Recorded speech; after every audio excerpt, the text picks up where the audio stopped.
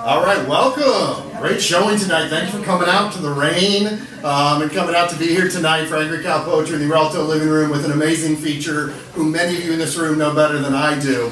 So it's feel weird giving an introduction to somebody that people know way more than I do. When I was looking for other potential features we've done this every month since June, and amazing features every single time. And I was looking, to add to my list of who else in the area is just really, who don't I know yet. And I reached out to two of my favorite poets in Akron, Exposure and Teresa Gatto-Brightman, and I said, who do you recommend? Who are the people that speak to you? And they gave me a short list, and Shaneen was on both lists. And I started searching on YouTube and finding videos. I'm like, yeah, definitely. So I reached out, we've had some couple great conversations. It's been a pleasure getting to know you. So we have our feature starting off the night, then we'll have a break, and then there's an open mic. I've got a list during the break, make sure we get on that. Anybody who wants to contribute up here, wants to read a piece tonight, so come on up. After that, Shaneen's got one more set before the end of the night, so you get to hear a lot from Shaneen tonight. It's one of the nice things about this beautiful, intimate thing is we get to hear a poet really go through, and express themselves. So thank you to the amazing Rialto Theater. Seth's got your drinks over here at the bar. He's a little bit in the back right now, but there he is. Co-owner along with his brother Nate. It's a fantastic place if you haven't been here tonight or haven't been here before. I know some of you have. There's a bigger stage in the back, like concerts and things like that. They have all kinds of amazing shows coming in here. So, without further ado, please help me welcome to the stage Shaneen A. Harris.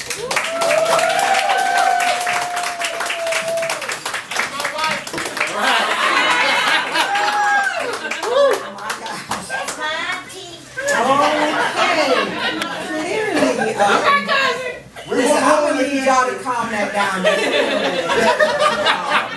But thank you all. Seriously, some of you already know this week that, this is the first time I've done this in about, minus that one impromptu. Yeah. Probably in about 3 years, 2.5, 3 years. It's time. And so definitely had a lot of anxiety and a lot of angst about this. So to be in this space and have the support of family and friends and cousins and got everything, just really is a blessing to me.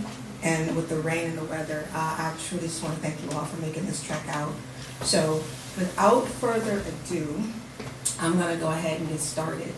And traditionally, for those of you, and some of you have, who hear my sets, I always start my sets the same way. I started by trying to answer the question that I'm always asked. Well, what do you write about and why do you write? I get that question so often. Okay, so the what I write about, I'm going to save and share and show through the poems. But the why I write, I actually wrote a poem that will help me articulate that. So it's called The Reason.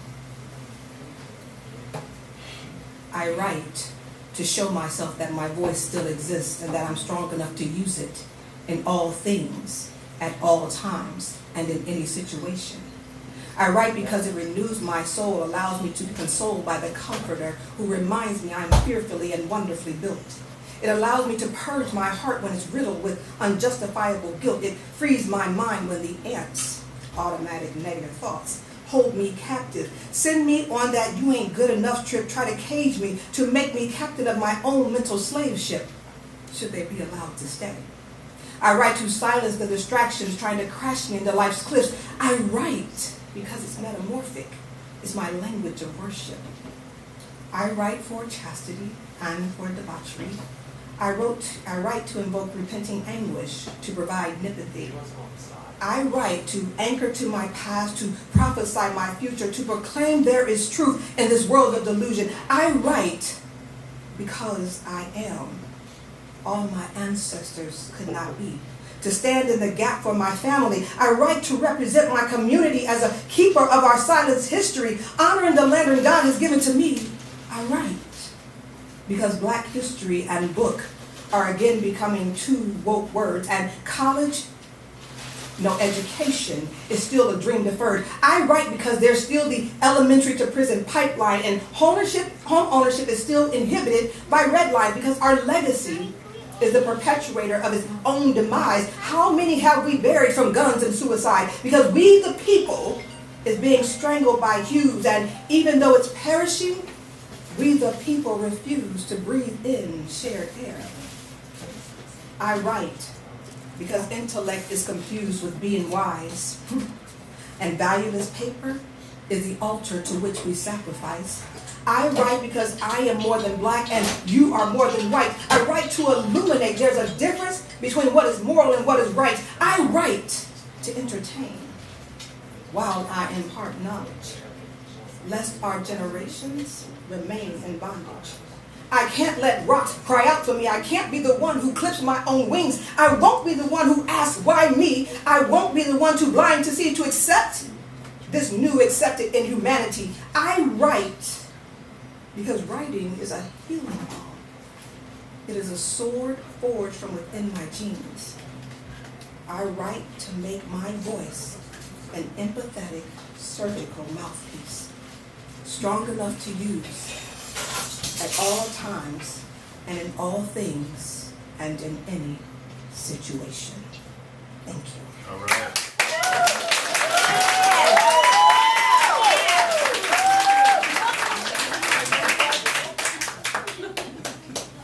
So I'm going to take you guys on a journey. When I put this together, I tried to think what to include. And that's kind of hard when you have like hundreds of poems like I do. So I took a little bit of the old, I took a little bit of the new, and I kind of threw them together. And I tried to grab poems that marked different benchmarks in my life. So this first poem is actually pretty simple in terms of form, but it was the first poem that I ever had published, and it was at the Firestone High School Rampart newsletter. So even though it's simple in form, I think it addresses something that I was experiencing then and something that still happens now. It's called Call Me Human. Are you black? Are you white? Are you the left or are you the right? Are you homo, hetero, or bi? Are you a girl or are you a guy? Who are you? I am neither black nor white. I am neither the left nor the right. I am neither homo, hetero, nor bi. I am neither girl nor guy. I am human. That's fundamental. It's a commonality that is essential. So don't call me black or call me white. Don't call me the left or call me the right. Don't call me homo, hetero, or bi. Don't call me a girl or call me a guy. Call me human. Thank you.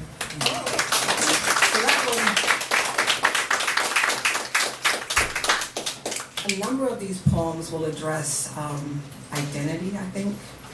Needless to say, being a light complexioned young lady who went to Firestone, who happened to be somewhat intelligent, I think. I never really fit in either space. Sometimes I was, and don't you say anything, Carmela, I was too white for black kids, and for white kids, I wasn't black enough, tan, white girl, royal, all those things. So within my poetry, there are a lot of, references to identity. And one of those things I noticed started actually when I was a kid. I don't think I knew what it was, but I know I experienced it. And it was through a toy, Mother, that you always got me every year from the Salvation Army. And it was a doll. So this next poem kind of tells the story of me and this lovely doll. The other thing is, and I don't know, there are a lot of poets here, but a lot of these poems are not in a collection, but some of them are individually published, like this one, which is actually in the Rubber Top Review through the University of Akron. So it's called White Doll, Black Child. Christmas, ages 3, 4, and 5, my gift was a white 12-inch doll with long, straight blonde hair, blue eyes, thin red lips. She wore a red dress with white lace apron, white stockings, and white baby doll shoes. I colored the eyes, lips, face of the first one brown, put her hair in pigtails and hid her from my mama. I shaded the second's eyes and face, drew her big brown lips, greased her hair, cropped it short, and fed her to the dog. The third's hair was still blonde, eyes still blue, lips red, her arms white, my brown crayon too short. I ripped off her apron, cut her head bald, tore off her arms, and threw her in the garbage. Mama must have unearthed her, heard what I could not articulate, But when I turned 6, she gifted me a brown, life-size dog with black kinky afro puffs, brown eyes, brown lips, red sweater, jeans, and white tennis shoes. I kept her. Thank you. And Mother can attest to that now. You know, I think in poetry we try to articulate some of the challenges of life, and needless to say, a number of people that I've encountered have had so many challenges, and in a world where there's supposed to be so much possibility, it doesn't look so wonderful to them. And so one day I'm driving, probably North Carolina at the time, and I'm watching the mountains and everything, and I'm thinking of, for whatever reason, of Louis Armstrong's song, What a Wonderful World. Now, you might say, oh, that's a beautiful song, but in my mind I'm thinking, what the heck are you singing about? This world ain't so wonderful. There's a whole lot of nonsense going on. And so literally, in my car, on the way to North Carolina, I crafted this poem. And so it's kind of me asking Louis, what did he see that I don't see? So it says, Louis, you say you see skies of blue, red roses too, and you think this was a wonderful world. What wonderful world are you referring to? How can it exist when possibility is poison and systemic systems persist, when an outstretched hand is met with fists? Louis, didn't the battlefield of poverty make misty eyes in your home too? Are those the blue eyes that you are referring to? Are they like the ones that cloud the eyes of my kin when they lose the light called hope within? Or like the ones that salt blushes the skin of girls who became women before they should have been? Or the sulfur that burns in the bellies of men when the world makes them boys again? Where are you referring to when you say you see red roses bloom? Louis, didn't anyone ever tell you? The petals are colored from blood as it spews from the brittle and the broken skin of those who aspire to be more than they should have been. They crawl, then claw, only to get caught in between America's promise and its discriminate dream. How did you conceive that you could break free? When I look out over the boundless world, I'm imprisoned by my grief. I am constantly pondering why it chose to put chains on me. So tell me, Louis, how can you sing What a Wonderful World? Is it easier to see the skies of blue and red roses too when you're looking back on life than when you are going through? Is that why the world, Louis, at the tail end of the dash, looks so wonderful to you? Thank you.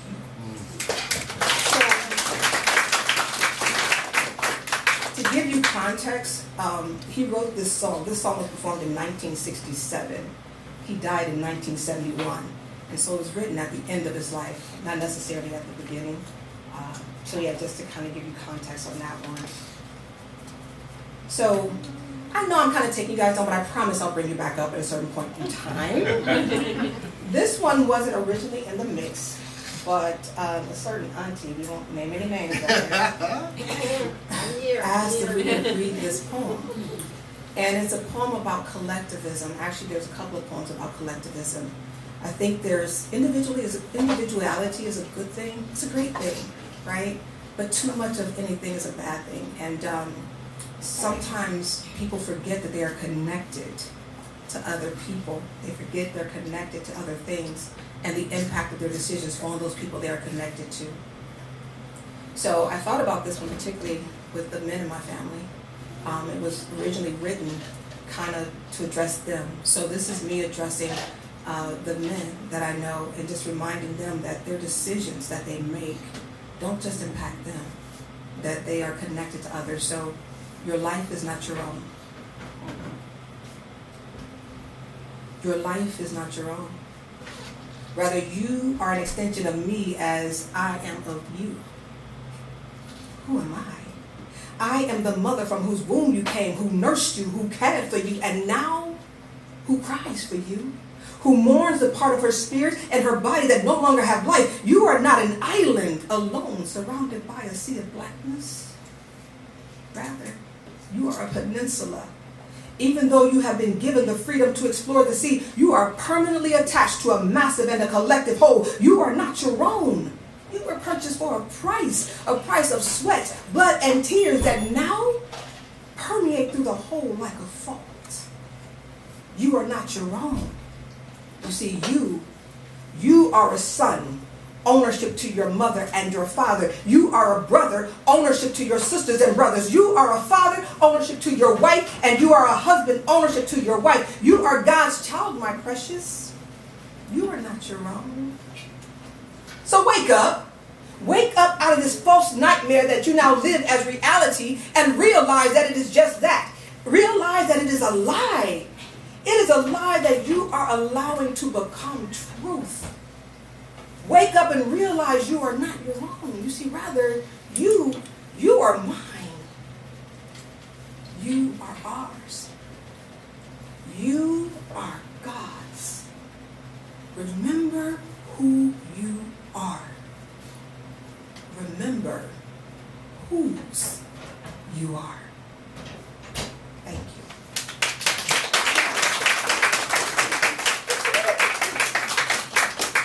So that poem actually holds a special place in my heart because that was actually the very first poem I ever performed in front of a live audience. So it will always, always, always hold a very dear place to me for that reason. You know, mothers have this thing with sons, so y'all got to bear with me because the next one also is a mother to her son. So bear with me for a moment here. It's just something, you know, we love our daughters, and trust me, daughters are coming too. But this one, there just seems to be a tackle on our boys, you know, that's trickled over to our daughters. So I spend a lot of time addressing those things. And in this poem, I'm evaluating and kind of looking at a mother at the altar. And it's called Cracked Palms. And I want to read this epitaph. It says, "The open hand is an ancient sign of trustworthiness. It's a positive position and is helpful for establishing rapport with another person. It is also a submissive, non-threatening gesture, reminiscent of the pleasing gesture of a street beggar." So if you can kind of keep that in mind as I read this next one.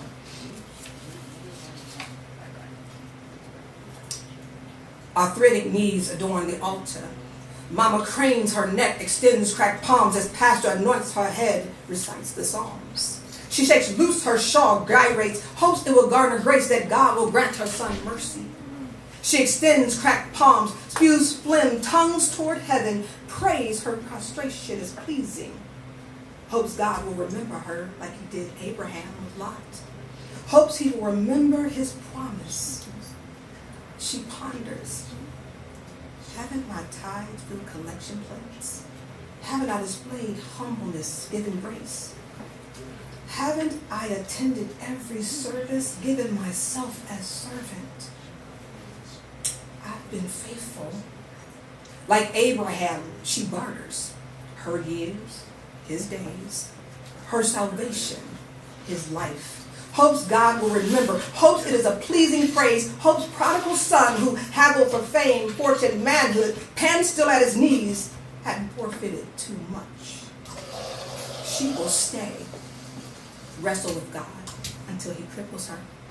She extends cracked palms, peeks at the parishioners who might have gathered to stand in the gap, to gird her prayers. She will stay, plead to God not to ignore her whimpers. She will plead to secure safekeeping or until God turns from her. She'll plead. She'll plead and extend her cracked palms and put her hope in the Son for her son. Thank you.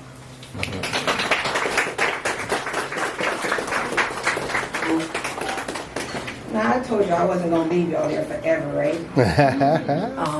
Because I think sometimes we get so caught up in the tragedies of life and the travesties of life that we miss simple beauties.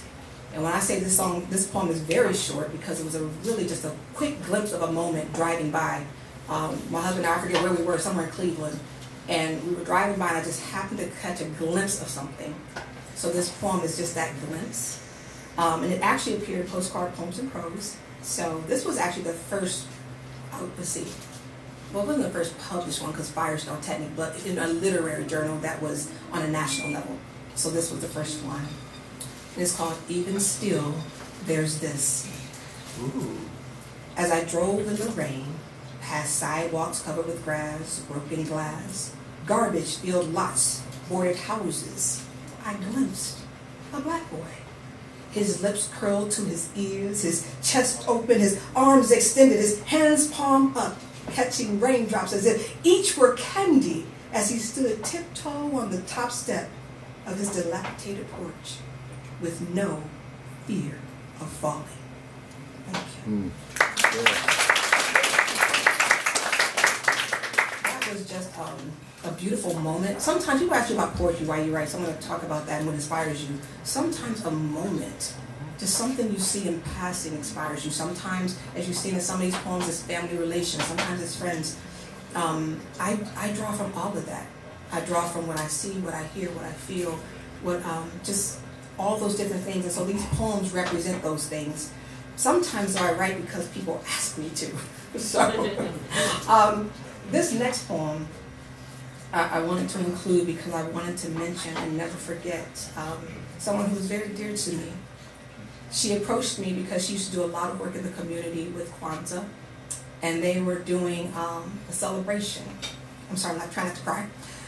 She said, "Cousin, can you write something for Umoja and present it in our Kwanzaa celebration?" I said, "Let me think about it." She's like, "Cousin, you can do it." And for Carmen, a dear cousin friend of mine who passed away. Sorry. I put this together and wrote this for that celebration for her. And so I always read it to never forget her. So, all the believers were one in heart and mind. No one claimed that any of their possessions were their own, but they shared everything they had. And God's grace was so powerfully at work in them all that there was no needy persons among them. Acts 4:32, 33, 34. One in heart and in mind. That's how it was meant in the beginning of time, when we had unanimity, purpose, intention. We had everything in common. We were one mind, but somehow lost this reality with time. And instead of being slaves to God and His grace, we became slaves to this world, the human rat race. I gotta get mine, even if it means leaving you behind.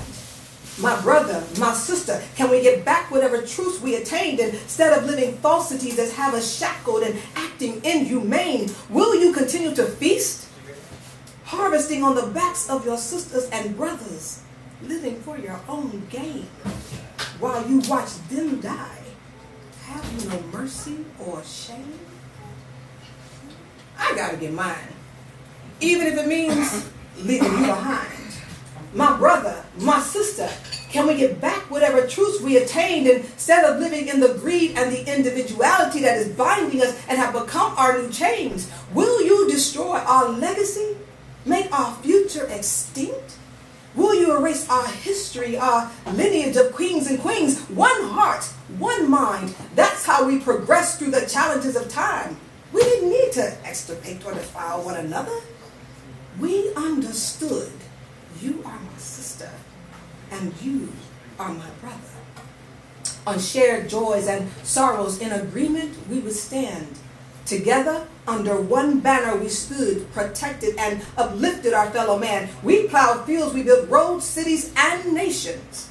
Collectively, constructed the world's foundation, worked as one, side by side. Neither slavery, racism, nor poverty could divide our strength, our pride, on our faith. We would stand. But now we are weakened by anger and hatred and disgrace our own land. One heart, one mind. That's how it was meant in the beginning of time. How long will it be? I gotta get mine, leaving my integrity, my faith, and my community behind. Will the answer still be, I gotta get mine? If the question is, should we leave you behind? Or shall we? Shall we uplift and care for each other? You, my sister, and you, my brother. There is no I or complete individuality. That myth must be broken if we are to ever be free. We are extensions of each other, forever connected through time. You can't just get yours, and I can't just get mine. Only collectively can we become a body, and a body is able to climb. A body is designed to exist with one heart and one mind. So come, my brothers, come, my sisters. Let us create a new reality.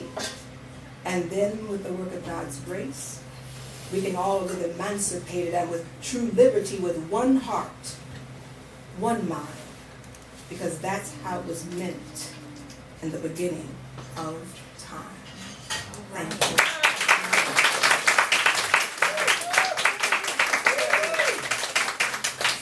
I'd like to do, if it's okay with you, I would like to take my break, eat my honey, drink my tea for a second, and then I'll take us into the home stretch, if that's okay.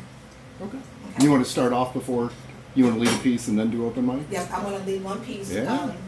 And then we'll go into the open mic part, if that's all right with everybody, because y'all hear that frog coming in my voice? I'm going to get rid of it real quick. Okay. So sometimes in writing, you attempt to try and remember a moment, even though you don't really remember it.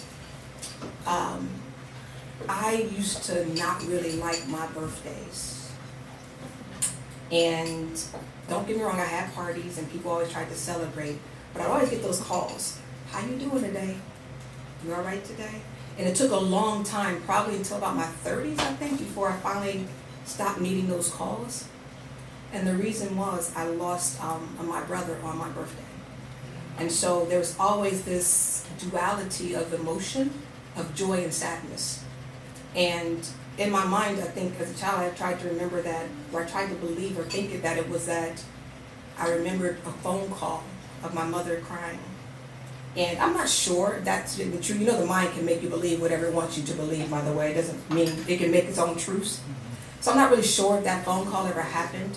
So I kind of created something for myself to put an image to that moment so that I can move past it. Sometimes you have to claim something, name something, so that you can move past something.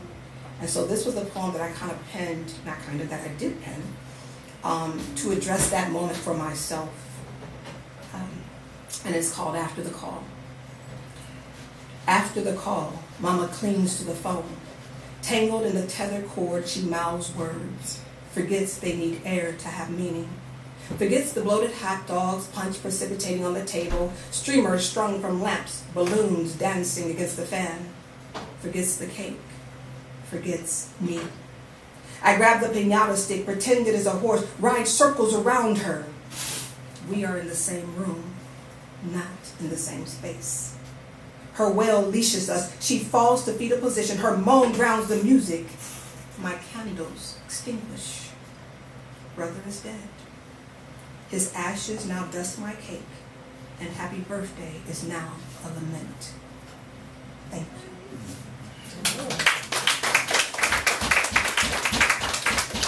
I'm going to leave that there. Let me say something. Before we take our break, I think, particularly with my family, as in my friends, a lot of poets and poems are drawn from your experiences, and they're told through your lens. That doesn't mean they are isolated to the events and the people that might be impacted by them. So I want to take this opportunity right now to thank my family for allowing me the space to share these stories that they are a part of. It is not just my courage, it's their courage.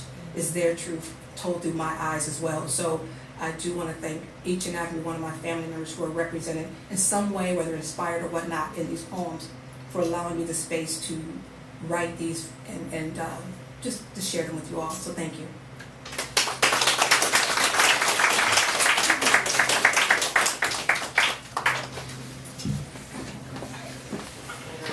I think that was worth coming out in the rain for. Thank you so much. One more time for Shaneen A. Harris. First up to the open mic tonight, we have Ed Amann. Please give it up for Ed. This is quite a ways out of my normal rhyming stuff. This don't rhyme. The power of the tail. The animal realm grew and evolved. Creatures became more capable, but took longer to grow from their frail birth form. Animals grew smarter yet and organized into troops and tribes to look out for one another and to nurture their young. Somewhere in this time, grunts, barks, and howls became actual speech. With speech came stories told by mothers, fathers, and grandparents to children and others. With these early tales came compassion and altruism taught between the lines of the engaging tale. Sadly, this invention progressed, or metastasized, as greedy and power-hungry folk used the power of the tale to distract, divide, and cause hate to ensure they would not be pulled down from their ill-gotten lofty perches. There remain good and right-hearted souls, as evidenced by the people here tonight. Our task is to apply the power of the tale back to altruism and compassion, more simply described as love. Happy Poetry Month. All right. That's it. Thank you. All right. Thank you, Ed. So I wrote a contrapuntal recently. I need to pull up on my phone. Yeah, I saw that. Yeah, thank you, Ed. Yeah. So contrapuntal, for those of you not familiar with that form of poetry, you write a piece in two columns, and for the first part, you read the first column down for the first poem, and then you read the second column down for the second poem, and then you read across and create a third piece. And this is called Children in Our Sights. Children. We pledge allegiance to the flag, our children staring into the start of another school day. Having said goodbye to families as they walk to class, the school bell rings, too, in our sights. The gun cradled in our arms, the end of the barrel, the piercing bullet, the falling prey, blood spills. It's hunting season again. Children in our sights. We pledge allegiance to the gun, the flag cradled in our arms, our children staring into the end of the barrel, the start of another school day. The piercing bullet having said goodbye to families, the falling prey as they walk to class. Blood spills, the school bell rings, it's hunting season again. Appreciate that. I'm going to do one more piece for you. And this is, the title of my latest book is called Continuity Flaws. And this piece works better for if I explain what continuity flaws are, because it's something we all know, but it's not of S when you see it, but not necessarily know as terminology. I became a film geek out of college, and so it's certainly something that became part of my scope of knowledge, but different people have different areas that we've each explored and experienced. So continuity flaw or continuity error can happen in other forms too, but if you see it in movie, you see it in television, where something changes that wasn't supposed to. So maybe somebody's hair is this way, and then it cut to another side, another angle for a shot, and the hair is completely different, or a lamp moves on place, or the amount of liquid inside the cup changes. And it wasn't intentional. They didn't catch it, they broke for lunch, or they filmed on a second day, or whatever. And it wasn't important enough to go back and refilm, because they realized that after they spent all that money. So my book focuses on those flaws in us as a society, as individuals, between the values we profess and the actions we take. America burst out of our elementary school books with glorious fanfare, fife, and drum flag waving in the air. Looking dapper in a red bow tie, tails, and top hat, or dressed for battle. Red boots, red gloves, indestructible circular shield. Either way, making sure to highlight those broad stripes and bright stars. Stand, we are told, hand proudly over heart, pledging blind allegiance to the virtuous defender of this land of the free, this home of the brave. The amber waves of grain, the open arms for the tempest tossed, the country, we are told, God shed his grace upon. Self-proclaimed hero of our own storybook, regurgitated repeatedly into school children's unquestioning ears, grooming good little patriots. But with closer inspection, with the benefit of time, we came to see the blood dripping from the shield, the stolen land beneath our feet. We learned that what we shared with the Indians, despite parading our paper pilgrim hats in the hallway, was smallpox and the bullet end of a rifle. Our captain, America, was trading slaves and sewing white hoods, always in the way of progress, always protecting the patriarchy. Preemptive attacks, misplaced retaliation, oil wars and arms deals, for-profit prisons, children in cages, the tempest tossed away. Our claim to be the hero of the story started to conflict with the body count. Liberty and justice for all, but hollow words on a page still waiting to be realized. America, the superhero, revealed to be another comic book fantasy with continuity flaws. Appreciate that. Thank you all so much. Next to the open mic, we have Michael. Please welcome Michael to the stage.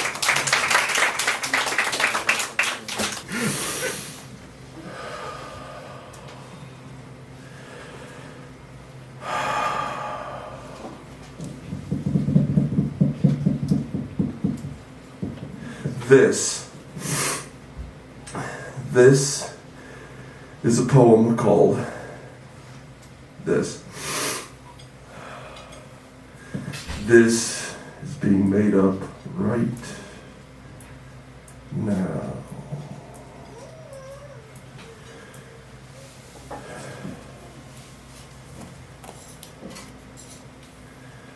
Maybe you can hear me better if I take off my mask. Is that better? Yeah, it is. This is a literary reference. This is a question mark, exclamation point. Who gets the literary reference? I can't see your hand. I can't see your hands. I can't see your hands. You'll have to look it up. Or not. I don't care.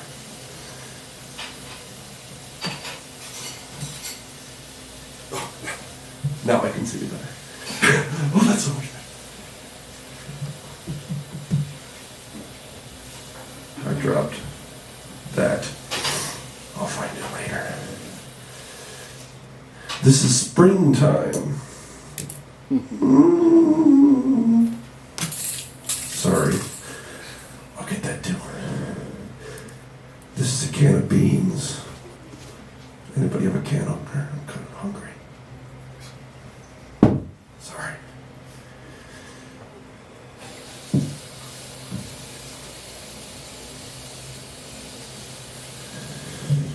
I don't know what this is. Do you? Do you know what this is? I don't know what this is. I don't know why I have it. This will go here. For now. This is my dress. This is me getting undressed. This is a gift for a woman some people have called a slut, a harlot, a sinner. I think she's lovely. This is me taking off my trash. This is a tie. That's an easy one. I could use it to tie our hands together if you'd let me, but you won't. This is me showing you my true face and my tears. This is me trying to be as disconnecting and as connecting at the same time. This is me taking a moment.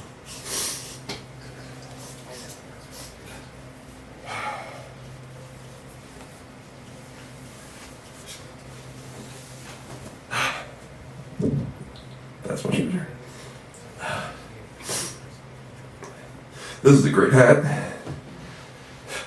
These glasses don't work. This is sunscreen. And it's my tears. This was used to cover a car seat badly, and I decided I didn't like it. So I found a different purpose to use it for.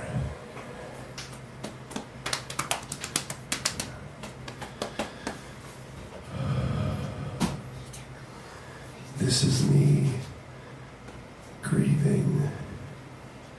This is my response to all the pain and everything that hurts. These are my bloody hands, soaked. Out damn spot. Darling buds of May, shall I compare thee to a summer's day? A summer so hot it makes me want to throw a brick through a police station. A summer so hot that I just want to light myself on fire and scream running through the streets while the nuclear power plants burn down around me, my flesh burning off my bones. I will scream, finally it's over. I do not have to feel any more. All the pain, all my brothers and sisters. Won't you come and hurry and die with me? I can't take it any longer.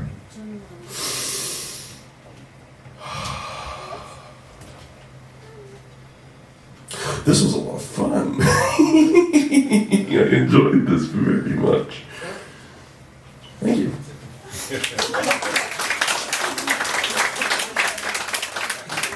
The next poet is not just open mic for tonight. The next poet is next month's feature. So come back next month because you're going to like young Thomas. Tommy's a good friend of mine. He's a great guy.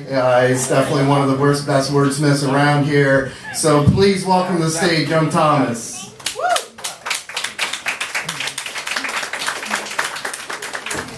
All right, how's everybody doing tonight? All right, so like he said, I go by the name of Young Thomas, and I got 2 pieces for y'all tonight. 2 minutes left. I would like to thank everyone in this difficult situation. Y'all been rocking with me for the last few years, but now my time is coming.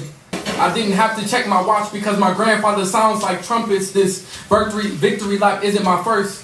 I hit a few fly balls which caused me to double back, but this time I'm right on track, ready to slide home. I let them say whatever behind my back, knowing they dead wrong, but actions speak louder, so this greatness, they really egged on a lot that did me dirty, but I never cracked under the pressure, never reacted, really just had to turn my back. I kind of wish I could rewind to adjust some decisions that had some baggage attached, like when I compared what I should have had, or that time when I deleted what I should have had. I was mistreated, which led me to a different path, and now I can say I'm better off for it. I drove at my own pace, I never had to floor it, but swerved from lane to lane trying to get a better view of what was in front of me. I remember I used to tell her all the time that being in the present is a luxury, so live luxurious in my company. Our business is always private, no need for the press release to the public just yet. We gotta give them some time that unfortunately isn't in my favor. We gotta give them some time that unfortunately isn't in my favor. I was searching for the flavor of love that equated to mine. I tried to do better for everyone else at least, but better understanding of self didn't start until as of late. And lately I've been getting back into his word, speaking through me, using my gift to get better at words. Can't you see the improvement? My movements have been discreet. My love was felt even if it was the first time I had the pleasure to meet. My heartbeat was the best thing I felt every day. So appreciate the little things and always pursue the little dreams to build that momentum to use your inner wings. Unfortunately, I won't be there to see them grow and fly, but I know you on to better things.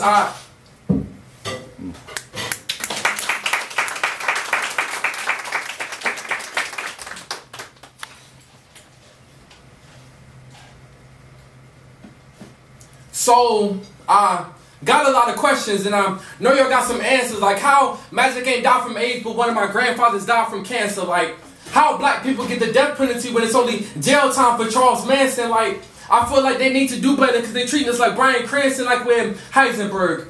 Don't that sound absurd? I'm just trying to live my life, but to my life that flipped a bird and just shut on my whole life inside with the all rights, all right. But I can't calm down because they're treating us like Bryan Cranston, like we're in Heisenberg. It'd be the closest ones to you that be living in the suburbs. They'd be right under your nose like coke in the 80s, having sex with black women, creating crack babies, storing drugs in the ghettos, creating trap babies, confirming what they already think, saying we crazy. Because we're all doped up, thinking that's dope and selling dope. It's like they gave us a rope and we were hanging ourselves. I mean, we're hanging ourselves. I mean, we hanging ourselves. I mean, we do it so well. I mean, death comes where we dwell, right?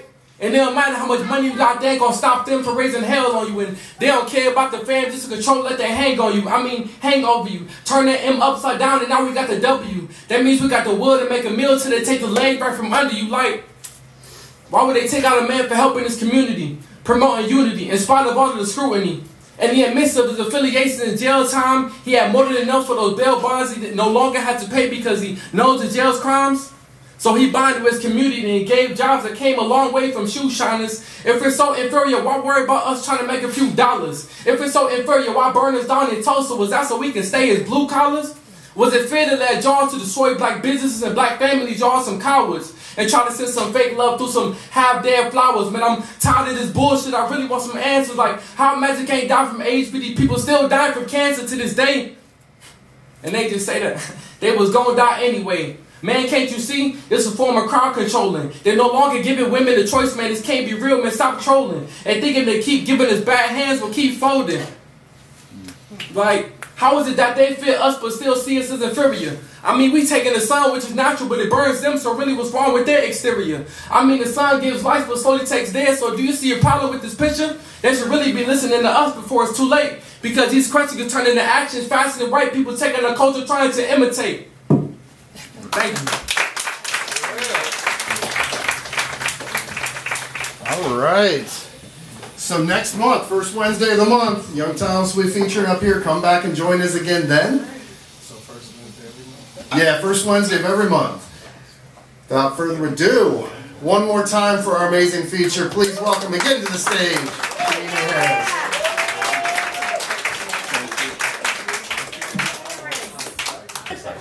Oh man, I want to just acknowledge the other poets who came up here. Because just like we are so diverse, we need so many diverse voices. And I just want to say, make sure that you continue to use your voice to represent your truth. So, having said that, I'm going to take us on a couple of different journeys here. The first one is one that I'm extremely proud of. And it's a short one, and it appeared in Rattle, but it deals with mental health.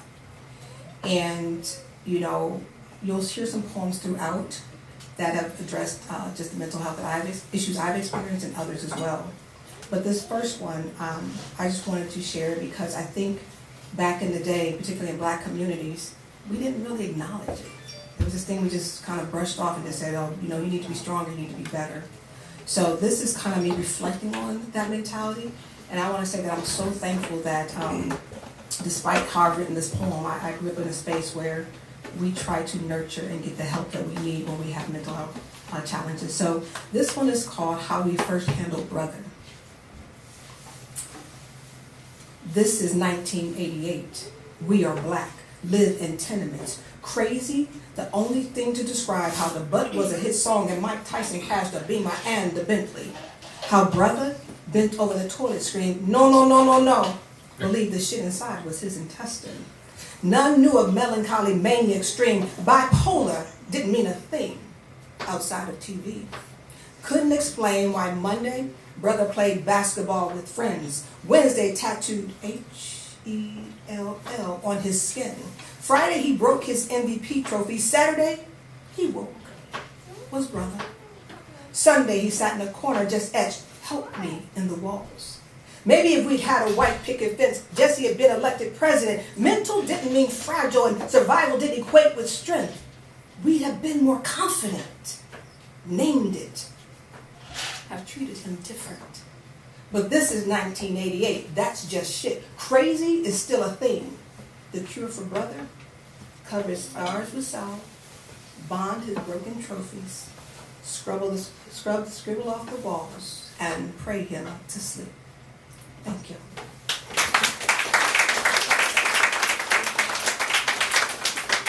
So I'm not going to just put my family out there and not put myself out there. I have had over the years, and it's interesting. People say, oh, when you have mental health challenges, you shouldn't tell anybody. I've actually been told that at work, you shouldn't tell anybody. And the sad thing is not telling anybody is what's causing so many people to still succumb to it. And then everybody looks shocked and surprised when people pass away or commit suicide. And so I've taken a different stance, I guess.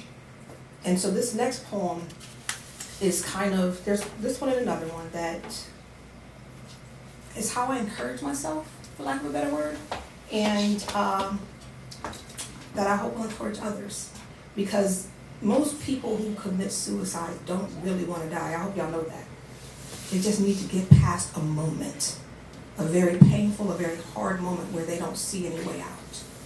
So this is called Over the Horizon. Over the horizon, there is a new day. Hold on, live long enough to see it. There's a promise and a hope around the next bend if you persevere through, believe it. There's a refreshing that God has in store just for you if you would only breathe another breath. There is still a plan and a future for your life, so put God's faithfulness to the test. And still dream an audacious dream of a life only heartbeats away. Now hold on another second, another minute. Exhale. You've reached that day. Over the horizon, there is a new day. This I can truly promise you. Though now the grief seems never ending and like you'll never see it through. The dark room is closing in around you and the loneliness seems too tough. But don't you dare quit now. There's a light shining through you. Just look inward and look up. It's as if the pain is all your own. No one knows how much you've tried. And loneliness is the only friend in which you can confide. All you want is a single touch, a moment of human connection. Instead, you feel all alone in an emotional and physical isolation. And it's as if this prison will last for an eternity. God, His love says, not so. I have grace and my mercy will set you free. So just hold on to me. Don't let go. Hold on. Take it by each instance because the hour is just too long. Don't you dare quit now. Look to God for your strength and your weakness. He will be strong. Hold on, because everything's going to be all right. Hold on. The brightest days follow the darkest nights. Hold on. We're here standing in the gap with you. Hold on. No, together is how we make it through. Hold on. You still have so much to give. Hold on. Today, say, I will live.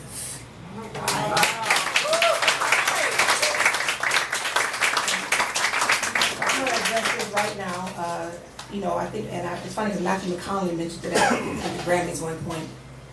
You will hear God a lot in my poems. I'm not going to fake the funk. There are days when I cannot even make it through without calling on God's name to help me. Now, I'm not telling you to believe in what I believe in, but I am saying sometimes you need to find something greater than yourself when self seems to just not be enough.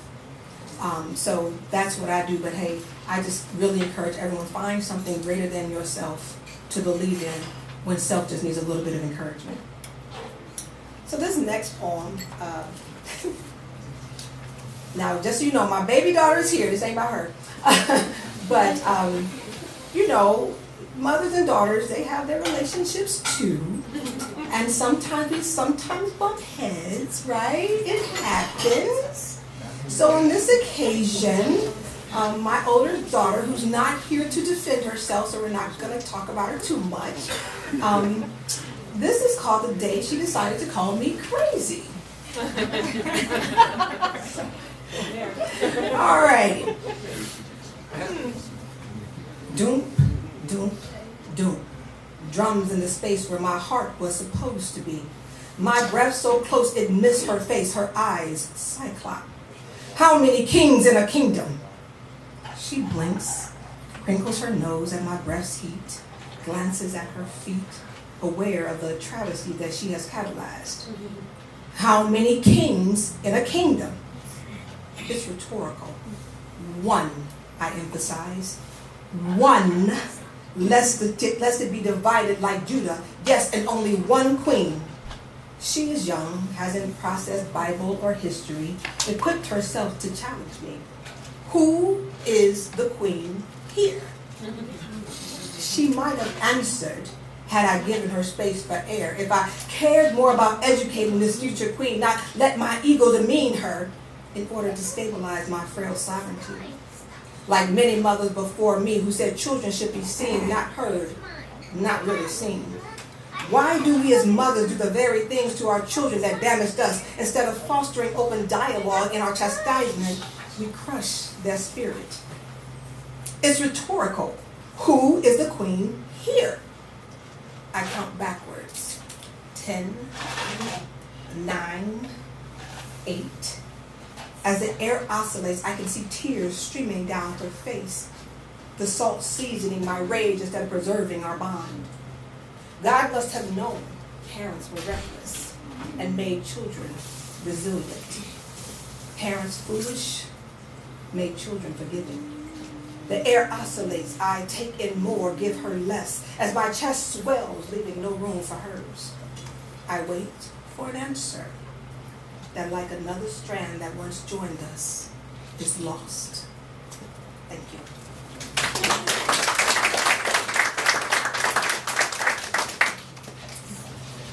So I try to address a lot of different issues within my poetry. When people ask me what inspires me, some things I've seen, some things I've witnessed. And sometimes in situations, particularly where there's violence, I think we lose sight of the casualties of violence, particularly the children.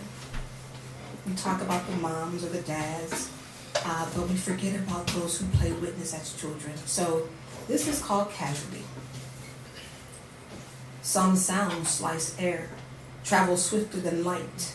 I can't see which fist is which, only taste the thick, salty spit that webs my throat, only hear the clamor, the hiss whistle from the forgotten teapot mixed with bones clashing, bones cracking. My brother, as he howls, I'm the man of mama's house. Her boyfriend bellows. He's the alpha. Neither knows mama, a bass flapping and a pelican's beak breaking her body against the air as she tries to intercede. None notice me in the corner, fetal crouched, sweat sticky panties melting my flesh to the floor. How hard must a body quake to shatter the cage swallows create?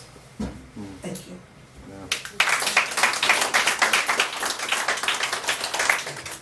So, in case you haven't noticed, I have a couple of different styles of writing. Some of them are a little more, as they say, my preacher voice, which I'm very proud of, thank you. And some of them are a little more technical. But I hope, and I say this to anyone, if ever you're speaking your truth, it is your voice. We change our clothes, we change our makeup, but somehow when we present our message differently, people want to say it's not your voice. No, these are still my voices, all mine. And I take and claim each and every one of them, and I cherish each and every one of them because I'm meant to try and reach different people in different ways. This next one is kind of talking on how things are passed through generations, right? How we are, as women, are taught from the people above us to bear certain burdens and to have and maintain certain strengths. So it's called Generation to Generation, and I use the word Brabant. A Brabant is basically a horse. It's one of the strongest horses and is known to work in the fields, and is known for its durability and its strength. A Brabant doesn't pick her plow. She knows the mind the bridle assigned in the womb, doesn't measure the field, hauls the load until told is done, trudges inch after inch. When her shoe cracks, she's given another. Mother, you must haul the load, let it noose your neck. As babies have already claimed your belly, the floor, bent your back, your hands chafe. You scrub clothes, play chicken with the wringer, don't flinch. You know not to mind the pain that plies from your fingers to your spine, your bones bruising. Though you are crippled from fatigue and cringe with each breath, you say, I'm fine. Bloody nails betray you. You hum. Without acknowledgement, there is no pain. You hum to hide the memories. You hum to forget the future that will never come. You hum survival hymns taught in your mother's womb. You hum and hum and hum until the work is done. Mother, I hum. Daughter, the shadow of future history is cast long, and the load is still heavy. Thank you. So, before I get killed up in here, because I see my mama cutting me an eye over there, so I'm going to address this. Y'all do realize you can take creative liberties with poetry. Yes, I talk to my mother. You know why? Because she's my confidant. So when I address my poems to my mother, please don't make the assumption that it is truly my mother. But I talk to her about everything. Because she's looking at me like, excuse me? It's okay, Mommy, I promise. It's okay, baby. I just wanted to clear the air because I wanted to be able to go to my mama's house and not get knocked out. So I just wanted to work that out before. Especially with Easter on Sunday. Exactly. I just wanted to work that out before. Wait. Would I do something like that? Absolutely.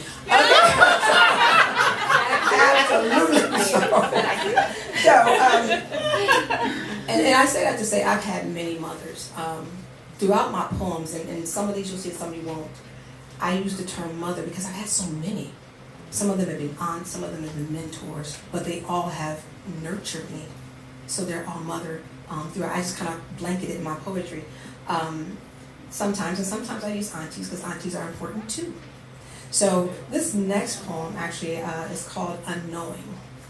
And you're going to hear about some characters. Another one of those characters, or actually two of them, are here tonight. I took creative liberties, folks. Just saying. But I want to address it because, you just, again, so many different experiences make us who we are, right? And one of those characters, actually, I'm wearing a shirt. This one's not here. It's called Potty Joe. But Potty Joe is not with us, but this is his shirt. His clothing line I'm wearing. A little shameless plug there. But anyway, so this is talking about, you know how you don't know something until somebody points it out to you? So this is kind of working along those lines. Some things you don't know until somebody kind of pointed out to you. Saturday mornings, Potty Joe, Stretch, and I skipped baths, dashed down to the big park, got to embark on that day's adventure. The boys climbed the brick maze wall. I followed, prayed I wouldn't fall, skinned my knees. Have to explain how to my auntie. We crept down to the canal, prodded the muddy waters with our sticks, cast our hooks in to fish out whatever was hidden beneath. Our netless rusted rims, we shot hoops, let the sun bronze our skin, then we washed our sweaty bodies in the sand before we began the trek back up the hill. Along the way, we played I Spy, grabbed crab apples from the trees, hoped the neighborhood moms didn't see because they'd tell auntie. Stretch would dive in garbage bins, hunt for soda bottles, aluminum cans, and car rims, anything he could recycle for a little change or that would entertain him. We played dodgeball and catch until the sun winked at sleep. Then they recruited girls for hide and go seek, also called go get it. They sent me away, told me I wasn't allowed to play, though I don't know why. Left alone to my devices, I played step on the crack, break your mama's back, dug for garden snakes, adorned them as bracelets, or used them as slings until I got bored. Then I shuffled to the little parking swing until the street lights flickered, signaled it was time to scurry home. Perched against the door, hands on her hips, auntie chastised, don't make me send my switch to grab you, as her foot tapped down darkness. When night came, we watched Happy Days, snacked on Tang and sugar bread, bathed, then piled on one full mattress, back to butt, breath to breath. Thank you.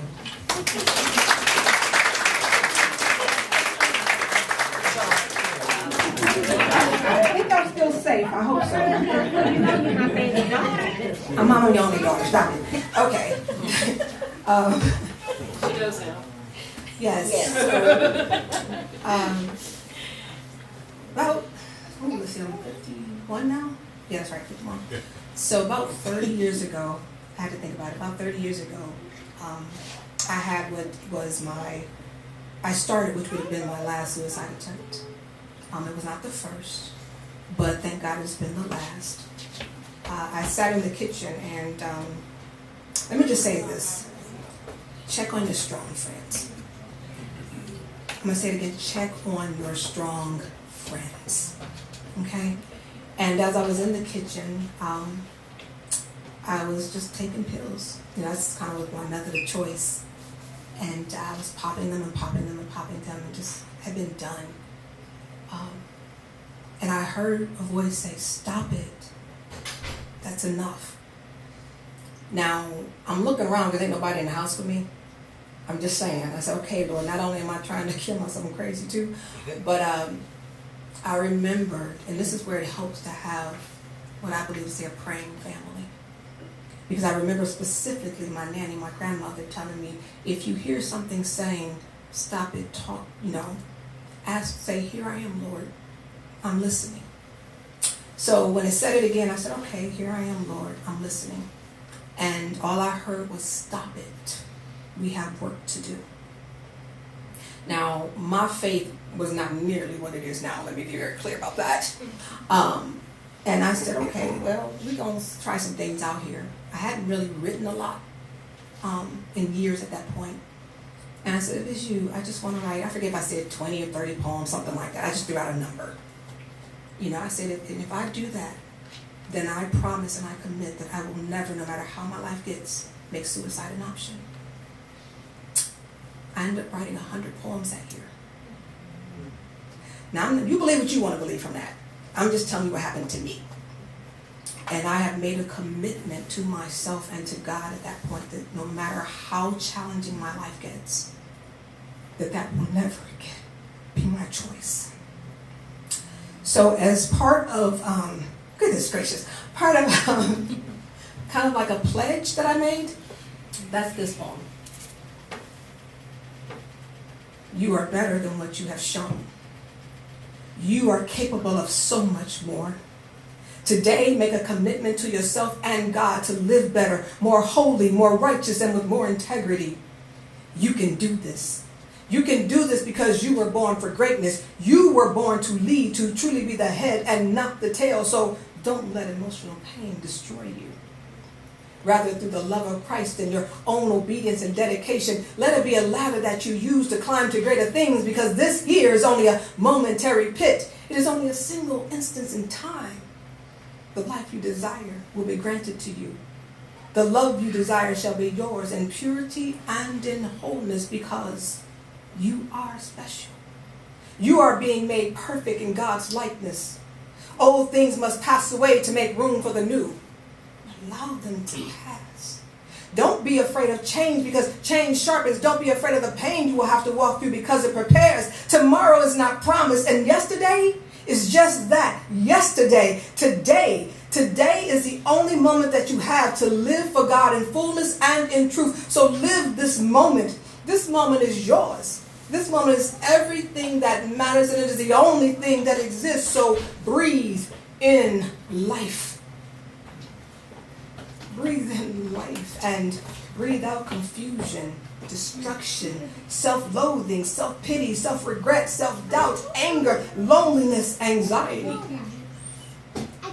Breathe in clarity, love, patience, courage, gentleness, forgiveness.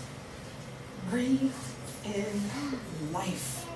Breathe in life. You've hated yourself for far too long and have allowed that hatred to destroy you time and time again. But now it's time to rebuild. Only this time have a real foundation. Have a truer foundation. I tell you, you've crawled for so long. Now move past the crawl, past the walk, past the run, and fly. Fly so high that you amaze human eyes. Like Samson, you'll again be given the strength to conquer your challenges and live. Live in the honor God has desired for you since He conceived you. Let go of people. Let go of places. Let go of the things that decided your worth in life, and now hold on to the true giver of life. Thank you.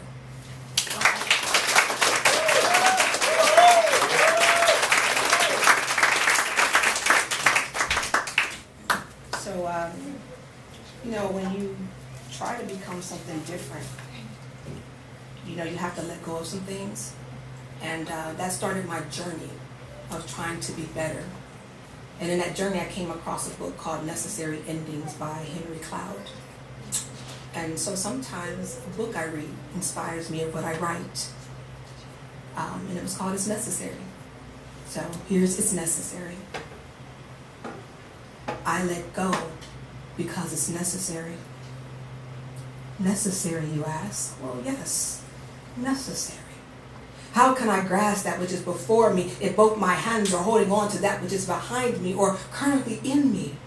How can I move forward when my feet face back? So yes, it's necessary. Does that mean that the wants and the dreams of the love in the past of now are no merit? Of course not. They are the very reasons I move forward, the reasons I let go. I let go so that what I want, I no longer yearn for, but can have tangibly and in fullness. So that my dreams become goals that shape and grow my destiny, the length of, the meaning of, and the thankfulness of the dash. You know the dash. That moment where the end is the beginning and the beginning is the end. I let go so that love can grow from philios and eros to agape. To honor love by learning from her mistakes, learning of her true definition, and living her daily. I don't let go to end or forget. I let go to commence living in the joy of today and now, and versus the ghosts and pains of what was and the regrets of what should have been, to lift my eyes from the temporal to the eternal.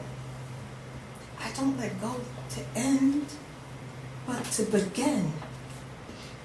Begin to remember who I am and was designed not to do, but to be. I let go because it's necessary. Thank you.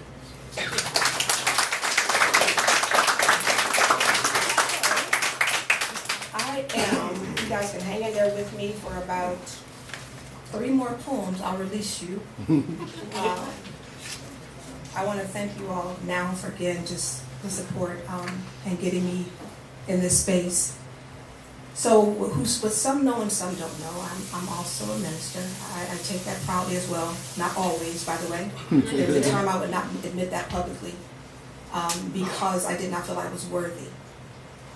And I am very thankful for those who have encouraged me to walk in that gift as well. I struggle with the conflicts of being a minister, of being a woman who likes to drink and who cuss on occasion. Yeah, I can put some words together. And so this next poem is really about eating that shadow. And I can't remember the book right now, but it's about eating your shadows. And it's eating all those things that inhibit you and accepting every part of who you are to be the best version of yourself. And it's called Clergywoman Eats Her Shadow. So here we go. I drink. When the rum and wine enter, my skin soaks in red slurry, warms, melts my collar. My bag empties and frees she hormones. I don't care that I'm called tan, white girl, or Oreo. I am black. Don't care that my breasts are sheets or my female floor is weak. I drink. Forget age, that pretty is for young girls. Forget to cross my legs, that I'm mom, wife, the difference between a cougar and a kitty. I forget clergy don't curse. I drink. My blood fevers rum and wine. The witch is free. She bathes in funk, dresses in body hair, wags her tail through red light quarters with the ease of home. Her cannabis cologne, breadcrumbs. She tongues nameless bodies, drenches them in her stench, let them plunge into her at night, unwilling to share her day. She remembers women are beautiful, looks, lingers without shame, sleeps without questioning heaven. Thank you.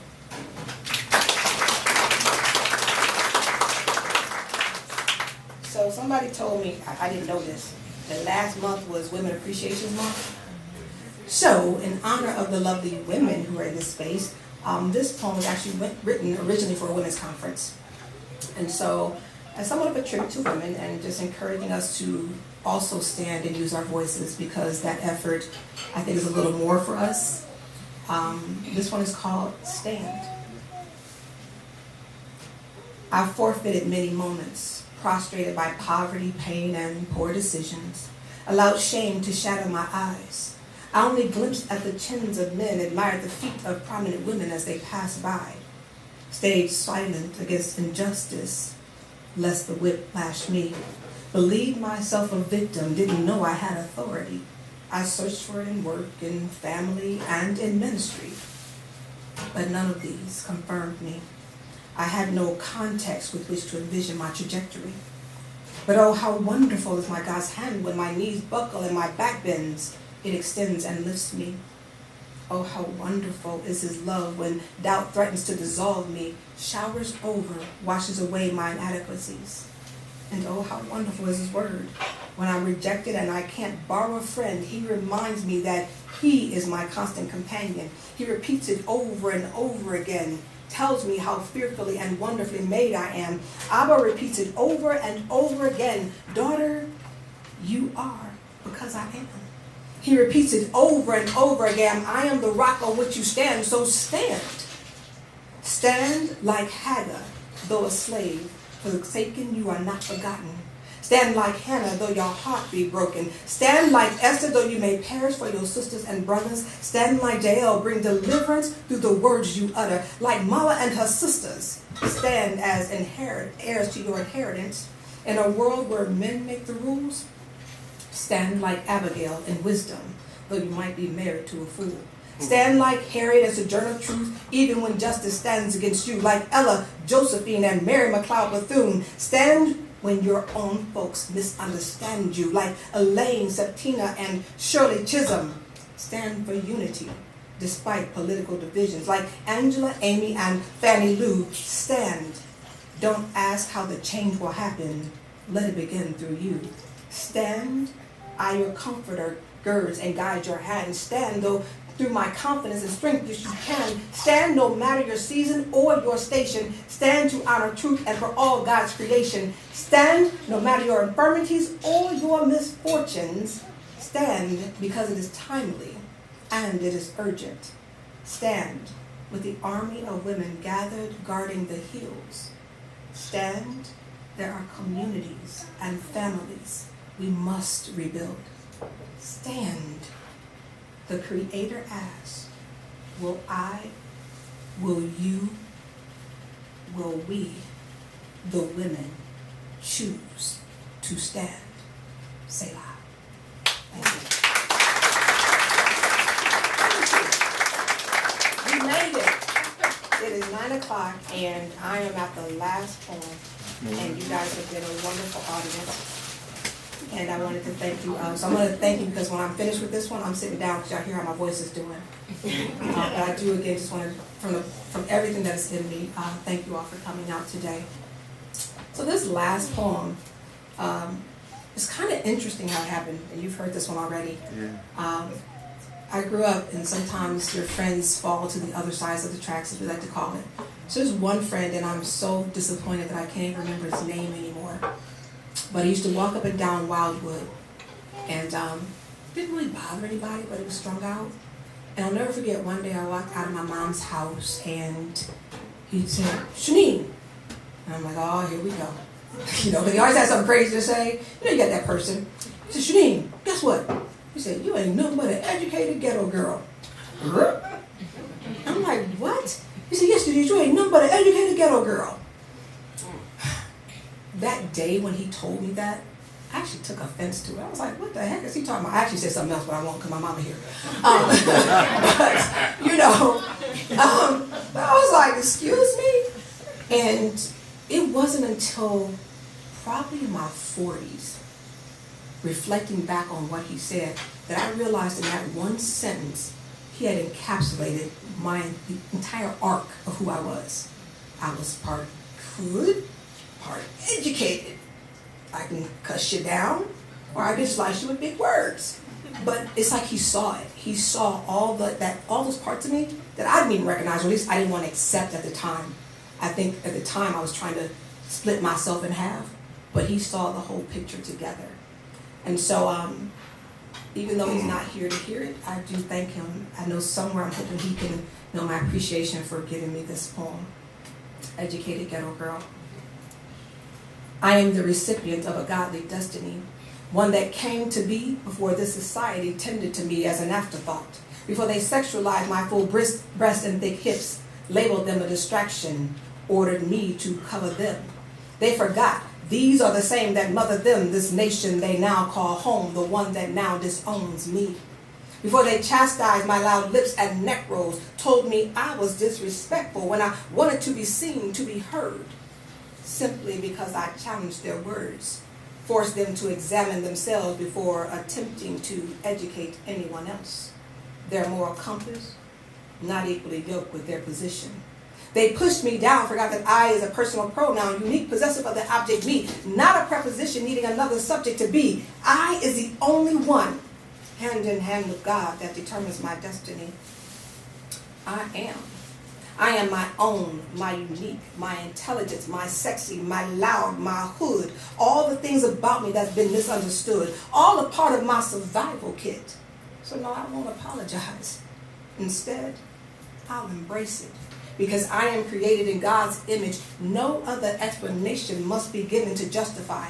I am that I am. That is my existence. I continue to remain as I was, an ebony queen. I am the original, most replicated human being, still the epitome of every nation's dream, whether in Africa, America, or in my neighborhood. I am the one that endures and has withstood the pressing in the small of my spine, the pushing that makes others crumble. For me, it's been only a blip, only a stumble.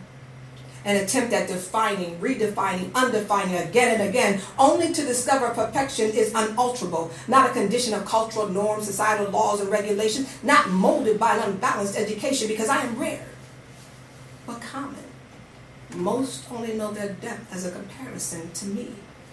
I am an individual, yet a collective, refined through my adversity, defined within my community that I am permanently rooted in, one that gives me commonality that need not be explained or articulated. It's an anchor created by experiential lineage. I am a contradiction, an educated ghetto girl, someone this world will never understand, but I am as I was in the beginning, and I shall be in the end. I am the unbreakable and the untamed. I am the Black woman. Thank you.